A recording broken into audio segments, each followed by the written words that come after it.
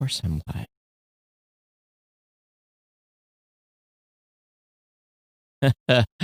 Yeah, it was operator error. I was up and running and didn't realize I was looking on the wrong transcoder page, and yeah, it's just technical stupidity on my part. Now let's hope this is going to work. Yes. Okay. All right. Well, oh, come on, don't crash. Now I got something crashing on me. All right, let me try again.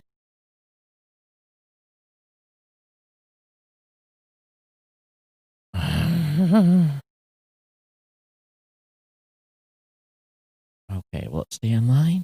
Maybe. I don't know why it's crashing. Don't crash on me. All right, everything is up and running, and you guys are wondering, why is he talking about crashing? All right, I think I'm good. Okay, we'll get the show going right now.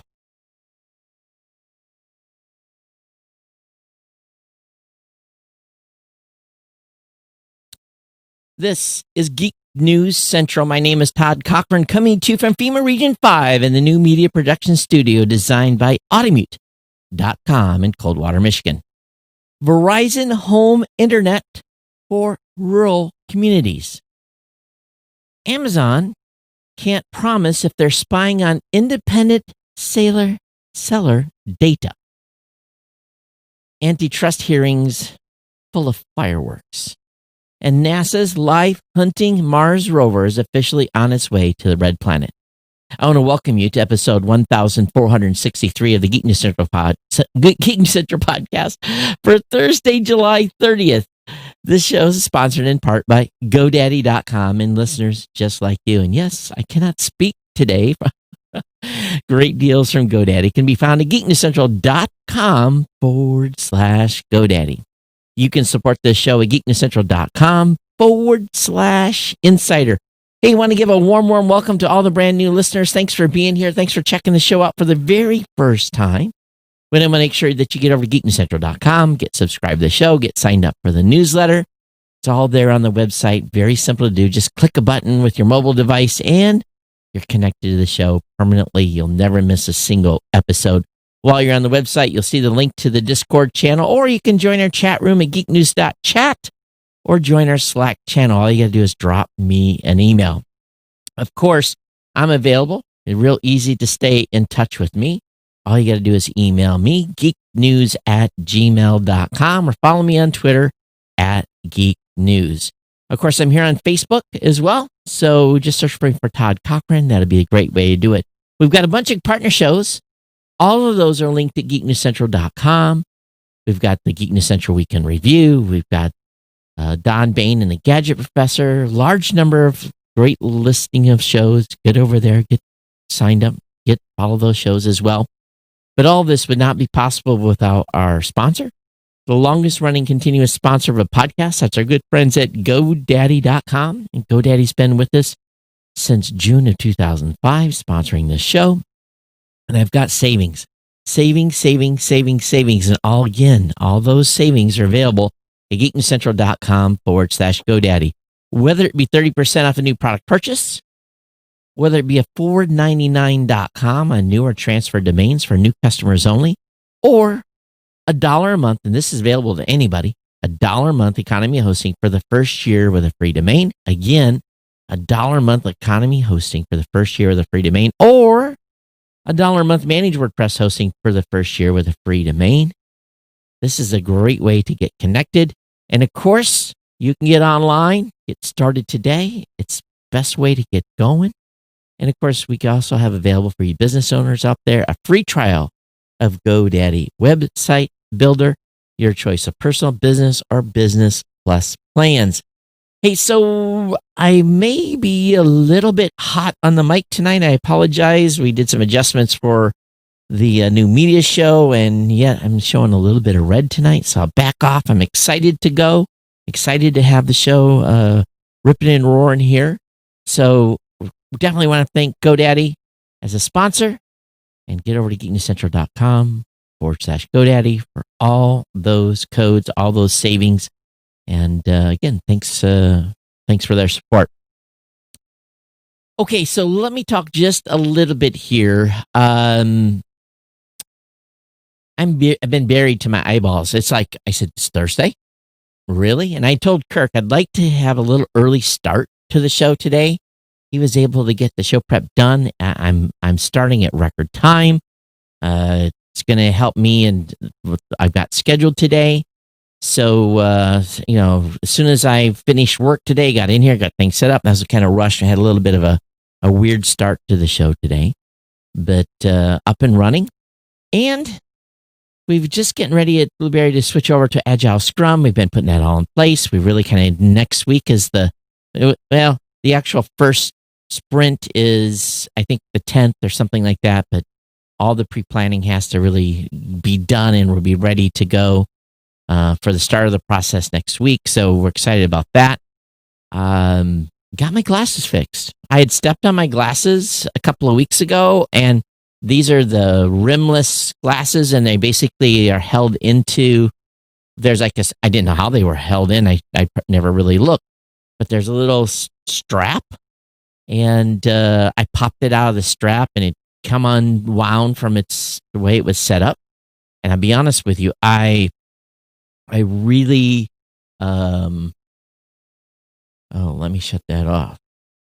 I had jury rigged it, I guess, for a better reason to hold it in there, because I had to set an appointment to go in and have my glasses fixed. Couldn't just walk in. Had to set an appointment. The earliest they could get me in was Wednesday, 11:30. Went there, sat in my car, called them, said I'm out here. They were nice. They came out and got my glasses. They went inside. 10 minutes later, they come out. They fixed them. I said, how much do I owe you? Nothing. It was free. I'm like, free? Who does that? And so I was pretty surprised, but got my glasses fixed for free, even though I had to wait. And it's not at risk of falling out anymore. And if you don't know what's going on, there's like a little strap, and then there's little tiny itty bitty little holes, of course, when you can't see the holes because your eyesight sucks. Anyway, that's what the story was, and we're good here. I'm happy. I don't have to buy new glasses, although I do need to get scheduled for a optometrist appointment, which they're telling me, the earliest appointment is like in October. So hopefully I can wait till I get back to Hawaii to go to see my normal optometrist. So I'm looking kind of for someone, and this is I need someone that has done social monitoring, has experience doing social media, that has some experience in podcasting. So if you are one of those, drop me an email. It's a part-time gig. It's a Blueberry gig, but I am looking for someone that's like a social media manager type of a job. Again, it's not a full-time position, but let me know if you've got that experience, if you know someone that maybe is looking for an internship or something like that. Just drop me a line here, geeknews@gmail.com. Right, so let's talk a little bit. Last week Monday, I started my conspiracy discussions, and I've decided we should have a conspiracy theory curating team. And I've got the perfect person to do that. But I'm thinking about having a conspiracy theory curating team. So in other words, I want to hear all your conspiracy theories that you think might have a little semblance of truth, but it can be from the extreme to like the sublime to whatever. I think it'd be a little fun.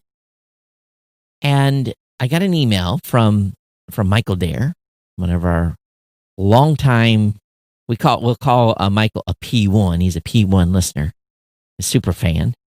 And we love Michael and his wife, and they're out in California. And he says, hey, bro, I would call you conspiracy more if I thought I would call you conspiracy more if I thought of a possibility. I also believe that it's possible using current technology to create and deploy a swarm of flying microdroids and use them to infect targeted populations, events, businesses, you name it.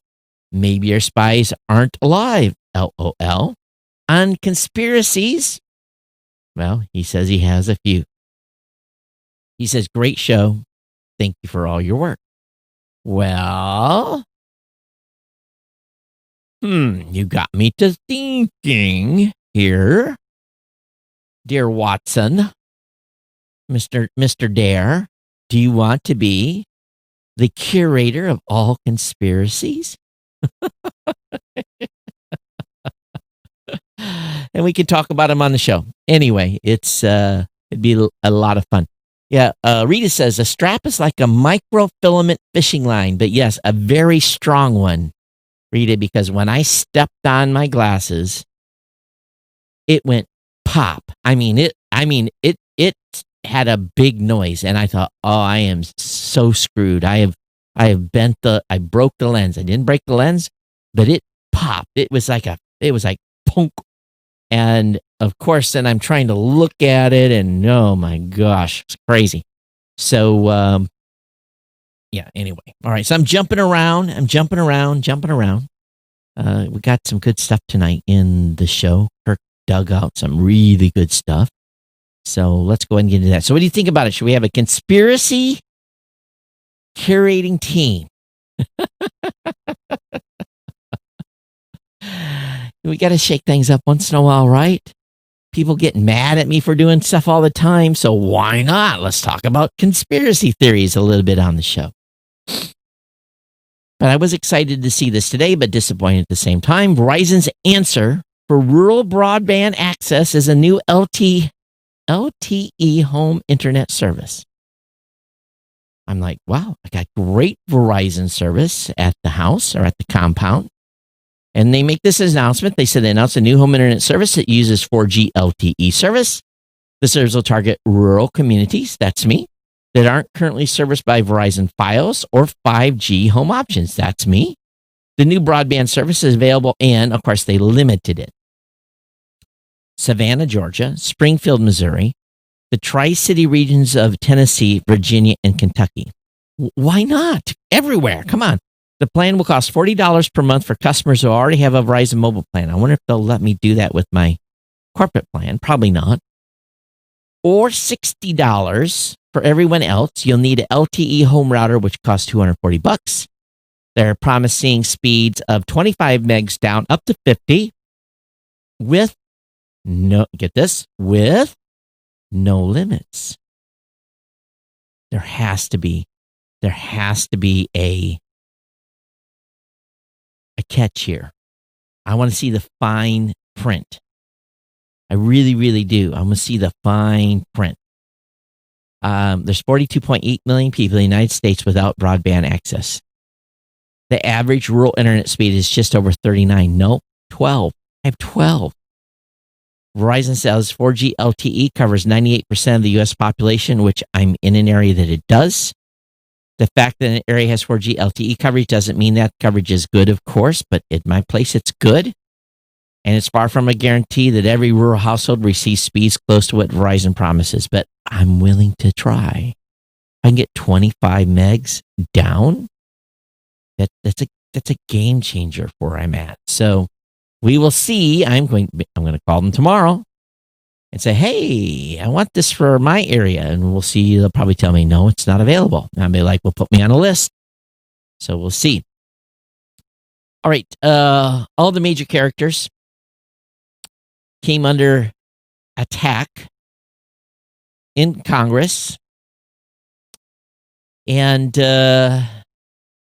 we had Google, we had Facebook, we had Apple, we had Amazon. They were all there.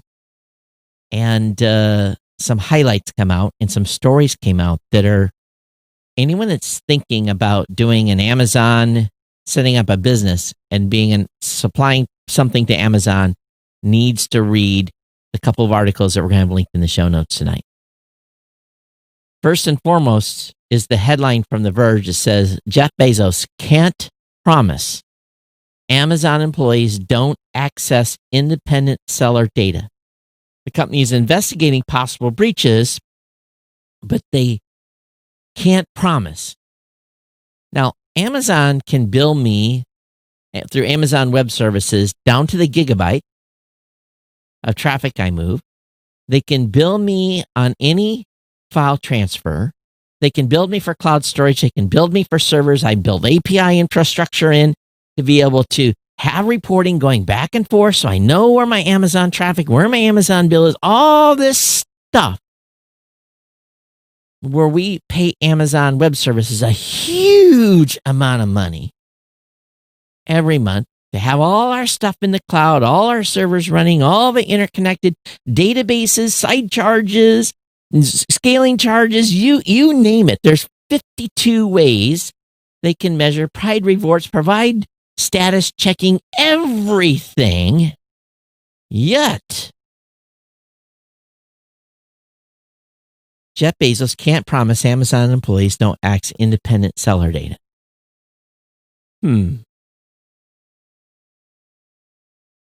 Bullshit. I do not believe he's telling the truth.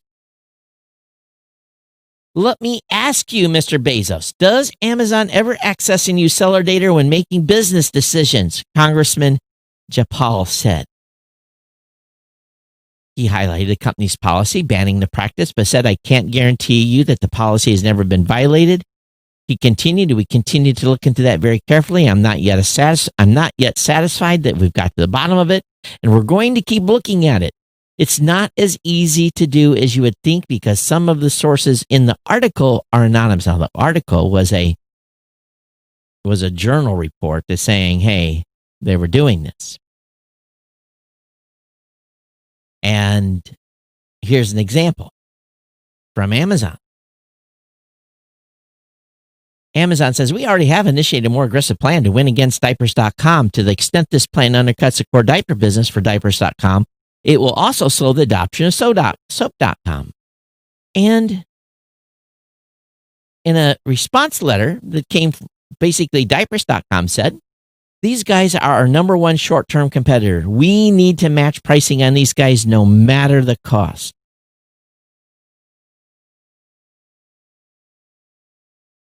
You can buy diapers, Amazon brand diapers from Amazon.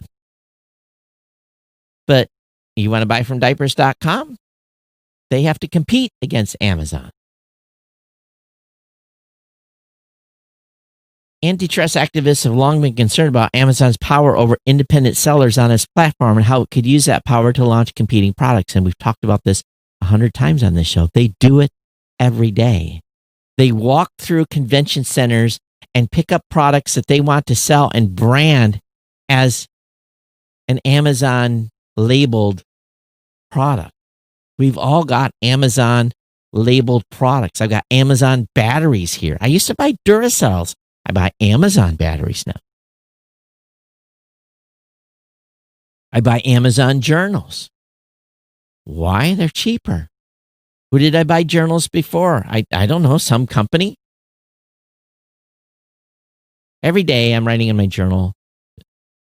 I fill up 2-3 pages a day. It's my business journal notes. I can go back. It's all dated. Don't have if stuff that comes up. I write it down during a call. Relate it to my calendar. I don't have a calendar. I have a journal with dating journal. So this goes on to another article that is shocking. It's over at ilsr.org. Institute for Local Self-Reliance. And it's a report on Amazon Monopoly Tool Booth. If you have, please, I beg of you, if you have ever, or even now considering to be an Amazon seller, you need to read this article in its entirety. You need to read it 3 times. Here's some findings. Amazon keeps an average of 30% of each sale made by independent sellers on its site, up from 19% just 5 years ago. Sellers' fees, let me clarify, with no risk. There's no risk. Sellers' fees netted Amazon almost $60 billion in 2019, nearly double the $35 billion in revenue from AWS, Amazon's massive cloud computing division that I spend a lot of money in at Blueberry. Since 2014, Amazon's revenue from seller fees has grown almost twice as fast as its overall sales. Sellers' fees now account for 21% of Amazon's total revenue. Amazon is extracting more from sellers by tying their ability to generate sales on its site to the willingness to buy additional Amazon services, including its fulfillment and advertising services. So you get better placement if you buy fulfillment and advertising to advertise your product on their service, while at the same time, according to this testimony, Amazon cannot guarantee that an Amazon brand personnel can't go look at your sales and say, this is really good. We should compete. We should sell the same widget that this person's selling.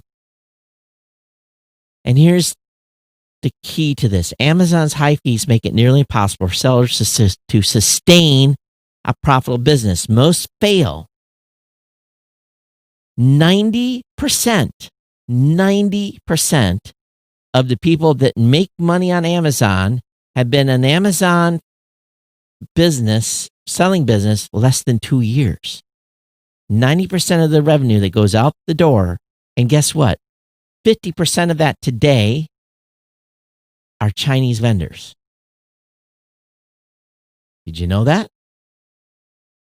50% of the people that get 90% of the Amazon profits, they make money from sales, goes to China retailers, because many businesses in the United States have said, I'm done. I can't compete. I can't make any money. Yet Amazon has no risk of running out of sellers. Its monopoly ensures there's an endless stream of people both here and abroad willing to try. Amazon's revenue from seller fees has grown so large that sellers are effectively cross-subsidizing Amazon's retail division. Now think about that. Last year, seller fees covered more than 3/4 of Amazon's total shipping and fulfillment expenses, including the cost of operating its warehouses, providing customer service, and processing payments. The policy solution to Amazon exploitation of its gatekeeper power must be twofold. First, its marketplace platform should be subject to public utility standards of non-discrimination and fair pricing. Second, its various divisions must be spun off into separate companies to limit conflicts of interest and monopoly leveraging. There's a guy that has a case story. He said, living the dream in 2018. His tiny business, I was doing great. I went to 50 employees. Today I've got 2 left and I'm fighting off bankruptcy. Why? Because Amazon is directly competing with him in his specific category. And he sells on Walmart.com and other sites. And if he raises his price on Amazon and doesn't raise his price on Walmart and these other sites, he gets penalized to do that. He has to have corresponding prices on other marketplaces.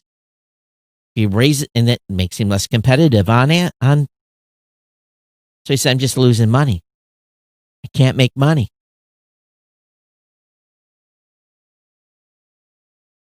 So this should make everyone think heavily about before getting in. For consumers, this has worked out great for all of us. And again, with third-party sales, Amazon takes its cut right off the top, regardless of seller costs and margins. incurs none of the expense of researching and sourcing products and investing in inventory, and carries none of the risk that goods won't sell. Just as Amazon uses temporary and gig workers to dodge costs and responsibilities of logistics operation, it uses third-party sellers to offload the expensive inventory. You've got to read this. And maybe some of us will not be such big fans of Amazon. And maybe they are ripe for antitrust. Google zeroed in on Congress, zeroed on Google. Sundar Pichai took huge heat from lawmakers. Everyone took fire in a variety of different methods. Everything from shadow banning to digital advertising to privacy practices to working with the military. Listen to this comment. One of the senators or representative asked, why does Google steal content from honest businesses? The lawmaker was referring to criticism that Google takes content from publishers and other websites, which has led to accusation it hurts competitors. The content is used in prepared answers in Google's search engine, he replied, instead of just providing a list of links. He said, I disagree with that characterization. Other lawmakers dug into Google, including Matt Gaetz, Republican from Florida. He scrutinized Google's relationship with China. When he got a second chance to ask questions, Gaetz accused Google of silencing conservative voices, a common refrain among GOP members of Congress. Representative Greg Steube, also a Republican from Florida, brought up the theme of anti-conservative bias. He came back and said, there are more conservative voices than ever on YouTube. That was his reply. Now, let me tell you something. Silencing voices is not just conservatives. If you don't fall, and I you got to remember, everyone, this is my context on this. I talk to hundreds of podcasters and businesses every year. And the reason many of them start their podcasts is because they've been shadow banned, their content has been silenced, has been put aside, and they're trying to take back control of their messaging and their content. And because they put something on Facebook, it gets taken down or people never see it. It's not just conservatives. It's far left. It's all kinds of groups. If you don't fall in the middle, in this middle, whatever that middle is, right, left, right of center, left of center, whatever it is, if you are in these social media platforms, I hear it every day. I hear it every day. So often people say, oh, it can't be, it's impossible. Remember, all it takes is a programmer's little tweak of code among millions of lines of code to cause something to skew. All it takes is a search engine tweak to cause things to skew. I've seen it at Geek News Central hundreds of times. Ranking number 1, number 2, then all of a sudden I'm on the second page. What did I do? I didn't do nothing. They made a tweak. What did they tweak? Well, they tweaked something. Page is fast, content is relevant, the content above me doesn't look as relevant. You just never know. And some of it may be not intentional, but it's the way of the internet. And lots of questions asked by the CEOs. Now, we know that Google is in the most danger of antitrust action. We know that the U.S. Department of Justice is investigating Google's massive digital advertising business, and they control the whole stack. It's insane. I spend a lot of money on digital advertising, and I don't use third-party companies. There is no third-party companies. I use Google's system to advertise on their system. They control the pricing. They control the click pricing. Thousands of dollars, tens of thousands of dollars goes out my business. And I have no control of being able to advertise other places. And of course, Google Android smartphone, 90% of the space. It goes on and on and on. So where's this going to lead? We'll see. We'll see where this leads. The Apple folks took some heat. So did Facebook, of course. But I didn't get to watch the hearing. But these are the tools we use, and these are the companies that we're dealing with. Dan says, I quit using Amazon as much because UPS in my area does not deliver anything from Amazon anymore because they forward it all to USPS. Or, at least here where I live, they use their own delivery. We have Amazon trucks that deliver stuff. Or does stuff comes here to the office at USPS. Sometimes UPS. So it's all mixed. All right, let's move on. NASA's Life Hunting Mars rover is officially on its way to the Red Planet. It had a launch today. I did happen to catch, I don't know why, didn't know it was going, didn't realize it was going. Happened to have something on social. I saw something pop up. I went over to, and I was like 30 seconds before the launch. I watched it, got to space, bada bing, bada boom. So Perseverance's mission is to find out if Mars hosted life some 3.8 billion years ago. So it's on its way sometime in early February, I guess February 18th or so.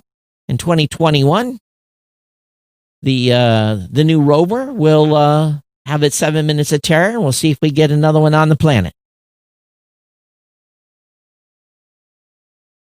Next thing is very, very discouraging. You have a Netgear router. Listen, listen very carefully. If you own one of these 45 Netgear devices, replace it. Gear maker won't patch vulnerable gear despite live proof of concept code. And Netgear has quietly decided not to patch more than 40 home routers to plug a remote code execution vulnerability, despite security researchers having published proof of concept exploit code. The vulnerability was revealed publicly in June by Trend's Micro Zero Day Initiative. Following 6 months, they tried to push Netgear to taking things seriously. Netgear has quietly declared 45 of the affected products as outside the security support period, meaning those items will not be updated to protect against them, and you are vulnerable. You are very, very vulnerable. Stung by pressure from InfoSec, researchers that came to a head in June when ZDI went public, Netgear began issuing patches. It had sorted out 28 of the 79 vulnerable product lines by the end of the month, but they left 45 that will never be patched. Netgear faces questions over commitment to older product lines. Such questions have been addressed in Britain by calls of government agencies for new laws forcing manufacturers to reveal device design lifespan at the point of purchase. And there's a long list, and I have to check. I have one Netgear router. I need to check it, and then it's a long list. So if you have one of these routers, sorry, your home network is no longer safe. And let me repeat that: your home network is no longer safe. Link is up in the show notes. I have it there for you. I would change vendors. I would change vendors. All right. Google is teasing its August 3rd launch for a long-awaited Pixel 4a. So August 3rd, for you Pixel fans, be aware of that. Spectrum had an outage, and I guess it went on for about 10 hours. Spectrum customers across the United States and Southern California was badly hit. Areas in New York, Texas, and Atlanta. Florida was also affected, and they are aware of the issue, trying to get it fixed. So this happened. It started late last night. So many of you maybe didn't know it because maybe things came back on in the morning. Twitter is helping stop phones from strangling the web. They built a new app called a public PWA and Progressive Web App. These are pretty awesome. They just look like a regular mobile app, but it's really just a web page. So Twitter's launching a Progressive Web App, and they got a lot of positive things to say about it. It's a quick way for people to get started with Twitter. Obviously, people will load the Twitter app later, but the PWA is a good way to get started, or use it when you're on the go and maybe you're, you don't want to load the Twitter app. You just use the mobile version on your iPad or something like that. So good job on them. We're big fans of PWA as well. Facebook has boosted accessibility with scalable font sizes, screen reader changes. So they've added a handful of new features to its site to make it easier for people with disabilities to navigate. And designed to increase improve accessibility. And the action comes following the 30th anniversary of the American with Disabilities Act.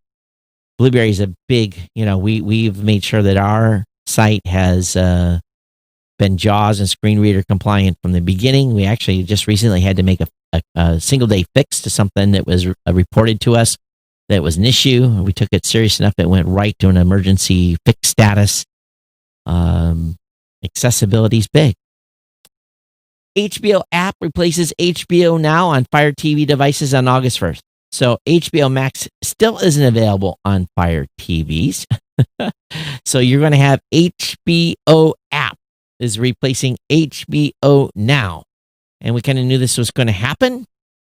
This is part of HBO's ongoing attempt to clear up confusion around its streaming services, which it's very confusing. And for those tuning in or understanding a bit lost, HBO Go is an on-demand streaming service for cable subscribers. It offers every season of HBO shows. HBO Now is the same on-demand streaming service for cord cutters. And now it's going to be under, hopefully, one app at some point. So this is where we're at. The European Union reported open a full investigation into Google's Fitbit acquisition. Official announcement will likely arrive next week. And this is a $2.1 billion acquisition of Fitbit. Will face greater scrutiny. So I don't know what they're going to do there. Fitbit was kind of wasn't really, in my opinion, viable, but I guess they spent $2.1 billion on them, right? Documents show Apple, listen to this one. Here's another one. You scratch my back, I'll scratch your back. Documents show Apple gave Amazon special treatment to get the Prime Video app into the App Store. Apple agreed to charge Amazon a 15% fee instead of the standard 30% for subscriptions.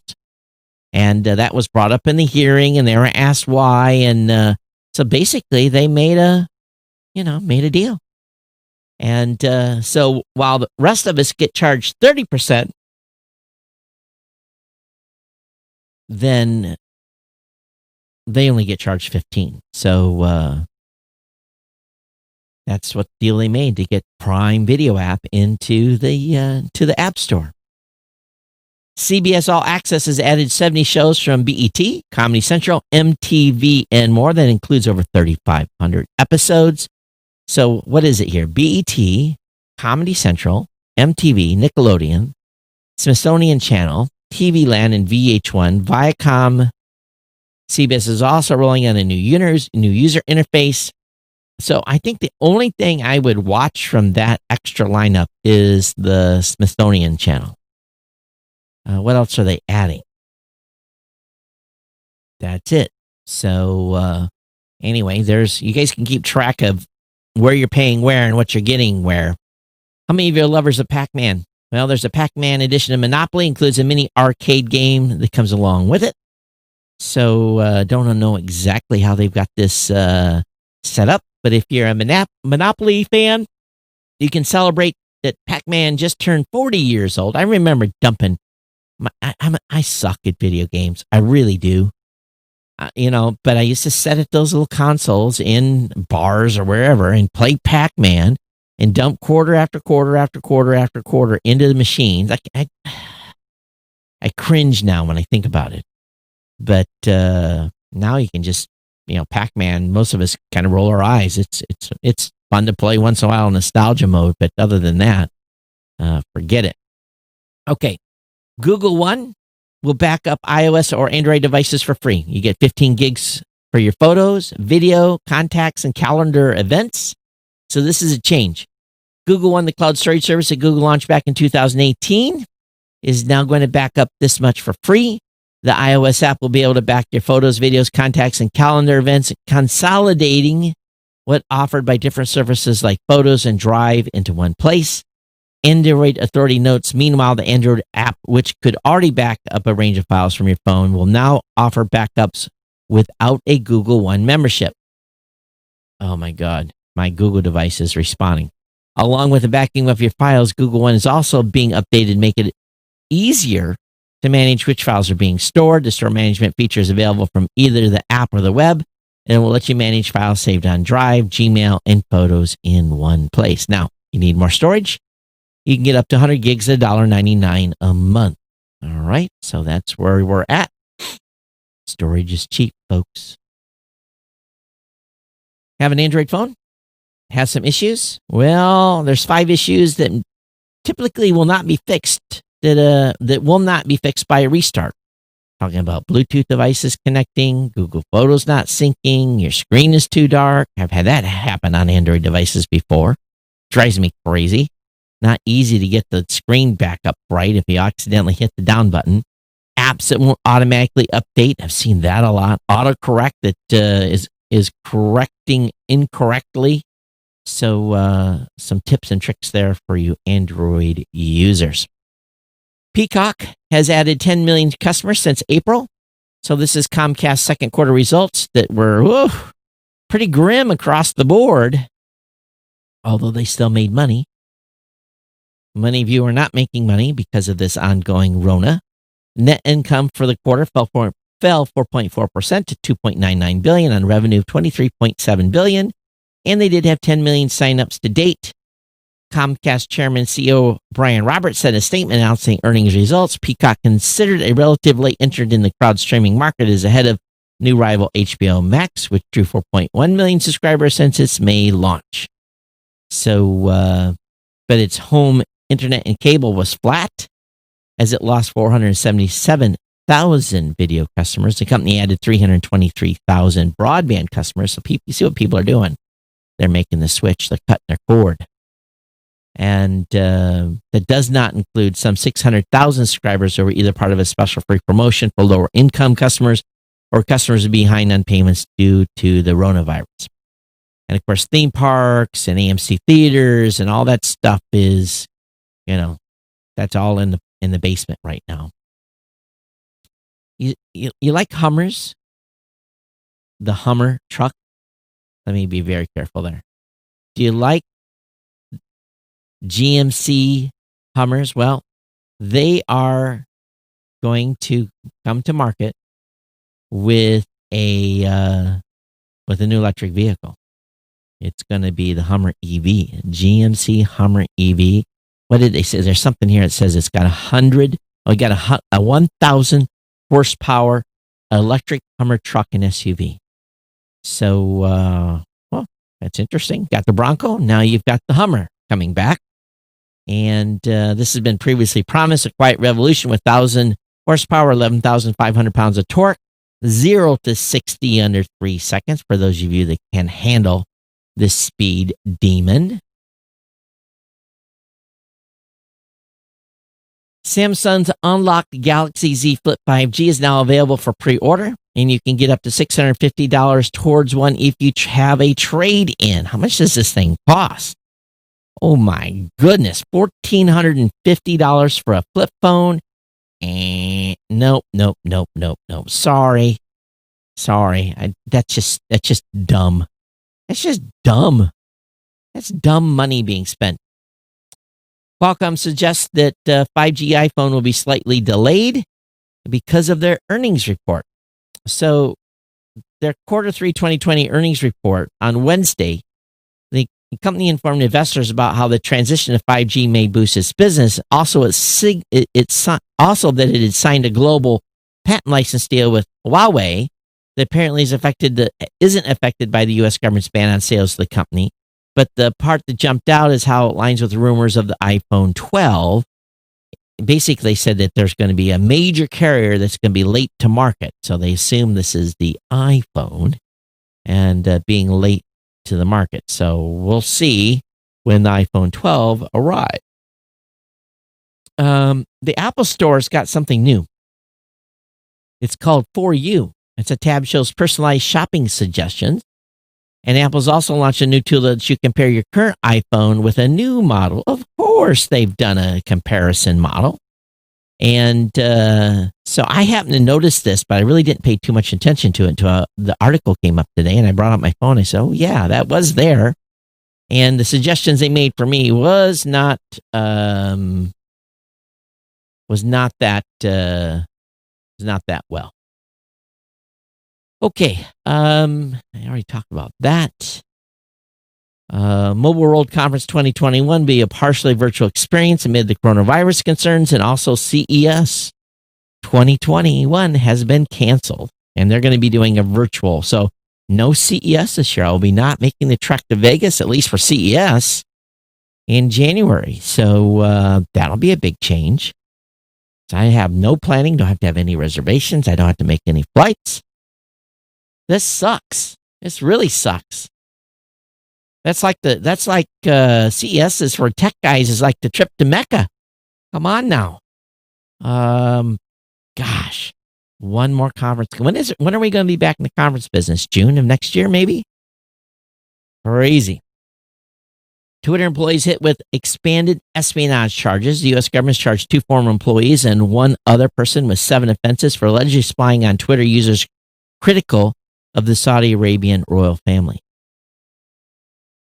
So, 2 former employees, Ahmad Abamo and Ali Al-Zabara, and a third person named Ahmed Al-Matorai, were first charged with 2 offenses in 2019 and have had these additional indictments put down against them. So, interesting. They're being apparently paid by the Saudi government to spy on people here and maybe other places. Judge has ordered the state of New York to pay unemployment to Uber and Lyft drivers. Uber and Lyft argue their drivers are not employees, but some courts have disagreed. So this federal judge has basically said to quickly pay unemployment benefits to 4 Uber and Lyft drivers have been waiting for the payment since March or April. The New York Taxi Workers Alliance, which filed a lawsuit over the issue back in May, says the ruling could ultimately help thousands of drivers in similar situations. Uber and Lyft have long argued that its drivers are independent contractors, not employees. That stance has come under increasing pressure.